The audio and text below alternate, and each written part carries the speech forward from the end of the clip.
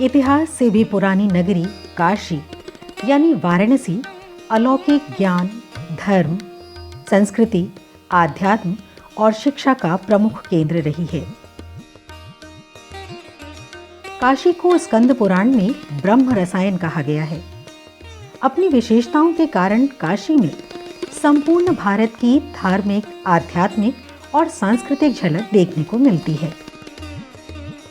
प्राचीन ज्ञान प्रणाली यूं तो पूरे देश में मौजूद है, लेकिन तमिलनाडु में कावेरी का मैदान और उत्तर प्रदेश में गंगा किनारे बसी काशी दो ऐसे केंद्र हैं जिनका अपना अलग महत्व है। काशी पतित पावनी गंगा के किनारे बसी है, जबकि कावेरी नदी को दक्षिण की गंगा माना जाता है। गंगा और कावेरी दोनों नदियां देश की 7 सर्वाधिक पवित्र नदियों में शुमार हैं। काशी और तमिलनाडु एक दो महान विद्या के केंद्र हैं, जिसमें तमिलनाडु में मदुरई, रामेश्वरम, तिरुचि आदि जो है प्रमुख केंद्र हैं, और कांचीपुरम विद्या की नगरी के साथ साथ सप्तमोक्षपुरी और 51 शक्तिपीठ में भी उनका स्थान है। कांची और काशी का अटूट संबंध है। यही संबंध लोगों को काशी की ओर आकर्षित करता है। काशी में भगवान विश्वनाथ हैं तो कांची में एकांबरेश्वर हैं। काशी में माँ अन्नपूर्णा विशालाक्षी हैं तो कांची में कामाक्षी देवी हैं। काशी कांची का यह एक अटूट संबंध है। यही अटूट संबंध तमिलनाडु को और काशी को एक सूत्र में बांधे हुए हैं। कावेरी के बहाव क्षेत्र वाला तमिलनाडु संस्कृति, कला, शिल्प, साहित्य, धर्म और आध्यात्म का एक प्रमुख उद्गम स्थल है। काशी भी ज्ञान, धर्म, दर्शन, संस्कृति, कला, साहित्य और सभ्यता का उद्गम स्थल है। भौगोलिक स्तर पर काशी और कावेरी में दूरी है, लेकिन दोनों में एक अंतः संबंध है और सदियों से यह संबंध जीवंत है। काशी और तमिलनाडु दोनों ही प्राचीन नगरियों वाले शहर हैं। गंगा और कावेरी से सिंचित यह दोनों भूमि धर्म, आध्यात्म, संस्कृति, भाषा से आप्लावित है। दोनों के बीच यह संबंध सहस्राब्दियों पुराना है। अगस्त ऋषि से प्रारंभ कर भगवान श्री राम के सेतु बंधन से लेकर के और साउथ के शंकराचार्य के आगमन से लेकर के बहुत सारे ऐसे संबंध हैं जो सहस्राब्दियों से इस दोनों राज्यों और इनके प्राचीन शहरों के बीच सेतु हैं। रामेश्वरम और काशी में स्थापित दोनों ज्योतिर्लिंग इसके केंद्र में हैं, और इसके साथ ही दोनों जगह की जो भाषा है संस्कृत और तमिल, और उसके अतिरिक्त दोनों जगह के सांस्कृतिक, धार्मिक रीति रिवाज, परंपराएं कहीं न कहीं इससे जुड़ी हुई हैं, और इनका संबंध सहस्राब्दियों पुराना है जो अनवरत रूप से जारी है। काशी का तमिलनाडु के लोगों के लिए विशेष महत्व है। काशी के हनुमान घाट से लेकर चौकी घाट या नारद घाट तक तमिल भाषियों की बसाहट है। इस क्षेत्र के कई मंदिर, मठ और घरों की आंतरिक बनावट तमिलनाडु और कावेरी के तट की बसाहट का एहसास कराते हैं। धर्म में अटूट आस्था तमिल समाज में बहुतायत में है। काशी के घाटों पर तमिल परंपरा और रिवाज के अनुसार कर्मकांड एवं पूजा पाठ सहित अन्य धार्मिक अनुष्ठानों का निर्वहन पुरोहितों द्वारा किया जाता है। मनुष्य जब जन्म लेता है तो 3 ऋणों से युक्त होता है। एक देव ऋण, एक आत्म ऋण, एक पितृ ऋण। इन तीनों ऋणों से मुक्त होने के लिए वह काशी का यात्रा करता है। इस यात्रा के अंग में प्रयाग जाकर वो आत्म ऋण से मुक्त होता है उसके बाद काशी आता है, देवताओं के ऋण से मुक्त होता है। फिर गया जा कर के 3 पिंडदान करके, फल्गु, अक्षयवट और विष्णुपाद में पिंडदान करके वो पितृ ऋण से भी मुक्त होता है।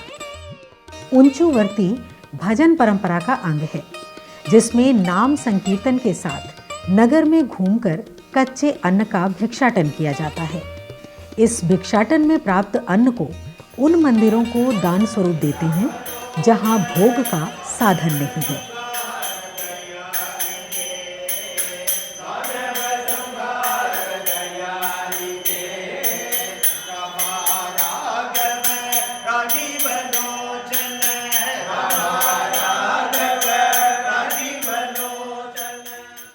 नाम संकीर्तन के द्वारा घरों में जाकर अन्न भिक्षा, कच्चे अन्न का भिक्षा ग्रहण करना, इसको उंचवर्ती बोलते हैं। उंचवर्ती एक परम पवित्र कार्य है, जिसमें जो भजन नाम संकीर्तन करने वाले ग्राम मोहल्लों में जाकर के भक्तों के यहाँ 3 मुष्टि अन्न अपने उंचवर्ती पात्र में लेते हैं। उसके बदले में प्रसाद स्वरूप उनको उस कच्चे अन्न से 4 दाना अन्न उनके पात्र में पुनः डालते हैं।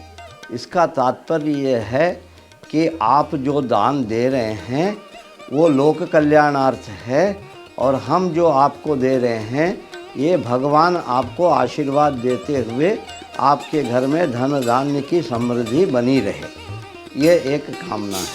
और जो उंचवर्ती से प्राप्त जो कच्चा अन्न होता है, वो ऐसे कई मंदिर होंगे ग्राम देहात में जहाँ भोग के लिए उनके पास साधन नहीं होगा, ये उन मंदिरों को समर्पित किया जाता है। काशी और कावेरी के मैदान का साहित्य के क्षेत्र में गहरा और प्राचीन संबंध रहा है। तमिलनाडु के कई साहित्यकार काशी पर लिखते रहे हैं। आधुनिक काल में महाकवि सुब्रमण्यम भारती का नाम प्रमुख है। बाल्यकाल में ही महाकवि भारती काशी आ गए और हनुमान घाट मोहल्ले में रहकर देश, समाज, जीवन मूल्यों को उन्होंने समझा और अपनी क्रांतिकारी दृष्टि को विकसित किया।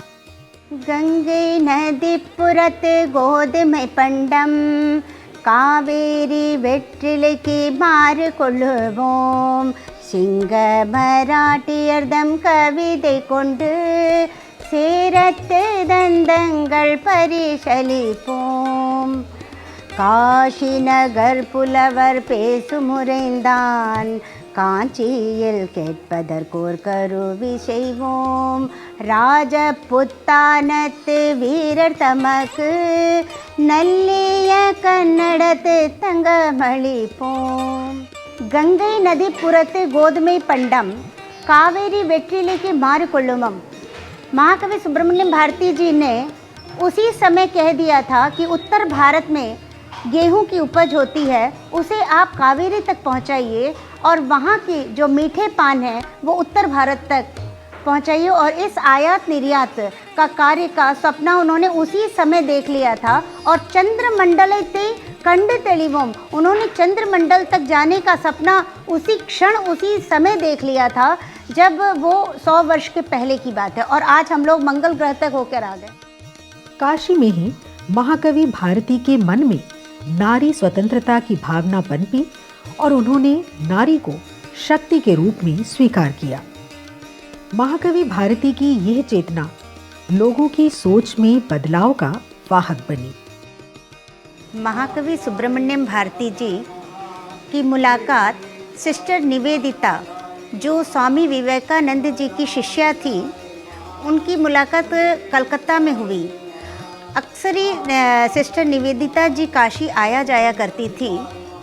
तो एक बार कुछ ऐसा प्रसंग हुआ कि महाकवि भारती जी से उन्होंने कहा कि आप अकेले ही क्यों आते हो, साथ में अपनी धर्म पत्नी को भी लेकर आइए।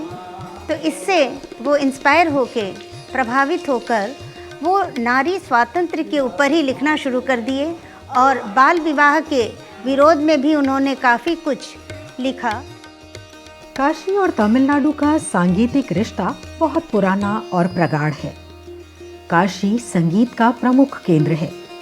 शायद यही कारण था कि कर्नाटक शैली के बहुतेरे संगीत साधक काशी आया करते थे। हमारे मामा जी महाकवि सुब्रमण्य भारती जी जब 16 वर्ष में काशी आए तो यहाँ का सारा वातावरण को उन्होंने अभ्यक्त किया। उसके बाद उन्होंने यहाँ के संगीत संबंधित विषयों पर भी ध्यान दिया। उन्होंने की जो अपने कविता में लिखी है, उन्होंने कई गीतें गाई हैं। राग सिंध भैरवी, यह हमारे दक्षिण में भी सिंधु भैरवी के नाम से ही जाना जाता है। तो वो एक भैरव का अंग है। भैरव भैरवी सब भैरव से ही शुरू हुआ है। राग भैरव वो सुबह गाया जाता है, भैरवी मध्याह्न और सायंकाल में भी गाया जाता है। इसके अलावा जौनपुरी राग उस पर भी उन्होंने गाया है। उन्होंने पहले क्या गाया? सबसे पहले வெள்ளை தாமரை பூவில் இருப்பாள் வீணை செய்யும் ஒளியினில் இருப்பாள்। मतलब सरस्वती जो है वो फूल, सफ़ेद फूल के कमल में विराजमान है। वो अपने हाथ में, दोनों हाथ में वीणा लेकर उसको बजाते हुए संगीत का उन्होंने उत्पादन किया। उसके बाद ही संसार के लोग संगीत का अनुभव करने लगे। MS सुब्बुलक्ष्मी का गाया सुप्रभातम काशी की आध्यात्मिक भावना में वृद्धि करती है। शेषं माधवं ढुंढिं दंडपाणिं च भैरवं वंदे काशीं गुहां गंगां भवानीं मणिकर्णिका। हनुमान घाट के भजन मठ के पास महान संगीत साधक मुत्तूर स्वामी दीक्षितर, इसी स्थान पर उन्होंने संगीत साधना की थी। तो स्वामी दीक्षितर जो हमारे दक्षिण के संगीत के 3 लोगों में वो मुख्य थे। मुत्तू स्वामी दीक्षितर, त्यागराज भागवतर और हमारे श्यामा शास्त्री, ये तीनों अलग अलग क्षेत्र में विद्वत्ता रखते थे। मुत्तू स्वामी दीक्षितर ने सब गीतों को संस्कृत भाषा में गाया है, न हिंदी में गाया न तमिल में गाया। मर कद बल्ली मन सा स्वरा आमी मद न जन का आती दे। प्राचीन कुटीर उद्योगों, हस्तकला और हस्तशिल्प के लिए कावेरी का मैदानी भाग और गंगा के तट पर बसी काशी विख्यात है। ये कुटीर उद्योग, हस्तकला और हस्तशिल्प पारंपरिक ज्ञान के 2 केंद्रों को आपस में जोड़ते हैं। कांजीवरम साड़ी और बनारसी साड़ी पूरी दुनिया में विख्यात है। दोनों साड़ियों की हाथ से बुनाई की जाती है। जहां बनारसी साड़ियों की तमिलनाडु में मांग है, वहीं कांजीवरम साड़ियों की काशी में। काशी और तमिलनाडु के बीच साड़ी सहित अन्य वस्त्र और हस्तशिल्प के व्यवसाय के कारण एक अटूट आर्थिक संबंध सदियों से बना हुआ है। बनारस का सिल्क, हम तमिल में पट्टू बोलते हैं उसको, बनारस का पट्टू यहाँ से वहाँ एक्सपोर्ट हो जाता है। वहाँ का कांजीपुरम का सिल्क यहाँ आता है। इसका मान के चलिए कि बनारस सिल्क बहुत हेवी, बारीक भरकम होता है। शादी में, कुछ में, मेन फंक्शन में वो यूज़ किया जाता है। वैसा कांजीपुरम पट्टू बहुत हल्का चीज़ पे यूज़ हो जाता है, बहुत हल्का भारी में होता है। वैसा तंजावुर से वुडन का मान के स्कल्पचर वगैरह, मिट्टी का कुछ ये वगैरह होता है। वैसा हमें बनारस से भी पत्थर का हाथी का कुछ बनाया हुआ स्टेचू वगैरह होता है, और लकड़ी का सिंह का कुछ बनाया हुआ होता है। ये कुछ यहाँ से वहाँ वो बदल जाता है। अभी व्यापारी के थ्रू, व्यापार संबंध के थ्रू ये रिश्ता बनाना शुरू हुआ है। उसी के साथ साथ भी शिक्षा में भी, लिटरेचर बेस्ड में भी सब कुछ बदलाव आया है। काशी में साधनारत अगस्त्य मुनि भगवान विश्वेश्वर से अनुमति लेकर तमिल भूमि की यात्रा पर गए। कावेरी के मैदानी क्षेत्र यानी तमिल भूमि को अगस्त्य मुनि ने अपना कर्म क्षेत्र बनाया। तमिल भाषा के प्रचार प्रसार के साथ ही अगस्त्य मुनि ने योग दर्शन का भी तमिल भूमि पर प्रचार किया। काशी का संबंध तमिलनाडु से अगस्त्य ऋषि के आगमन से है। अगस्त्य ऋषि जब विंध्य पर्वत पार करके वहाँ गए तो ना केवल उन्होंने वहाँ तमिल भाषा का प्रचार प्रसार किया, उसकी उत्पत्ति और विकास में योग किया, बल्कि योग दर्शन को भी उन्होंने वहाँ प्रचारित प्रसारित किया। योग इसमें एक बहुत बड़ी भूमिका है, जो योग के माध्यम से भी इन दोनों भूमि का योग होता है। तो वहाँ पे यह भी एक बड़ा पुराना और बहुत ही महत्वपूर्ण संबंध है। लगभग 300 वर्ष पूर्व से तमिलनाडु के लोगों का तीर्थयात्री के रूप में मंदिर जीर्णोद्धार के बाद श्री काशी विश्वनाथ के दर्शन के निमित्त आना जाना शुरू हुआ।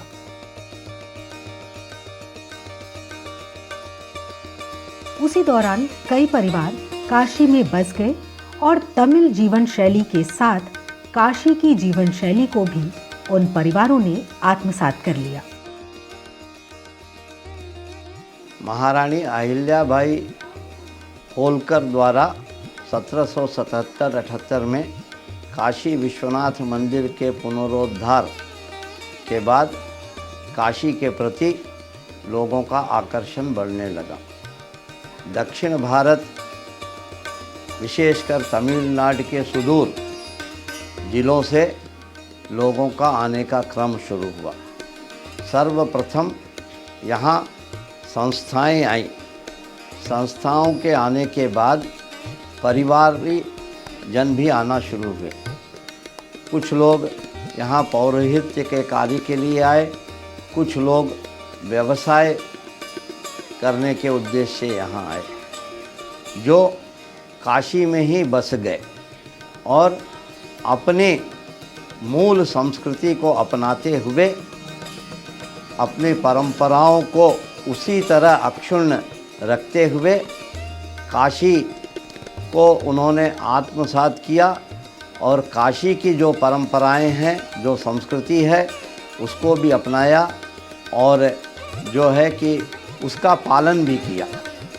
जैसा कि दक्षिण भारत का जो तीज त्यौहार है उसको भी मनाते हैं और काशी का भी जो तीज त्यौहार है उसको भी मनाते हुए एक कड़ी के रूप में रखे हुए सहेजे हुए।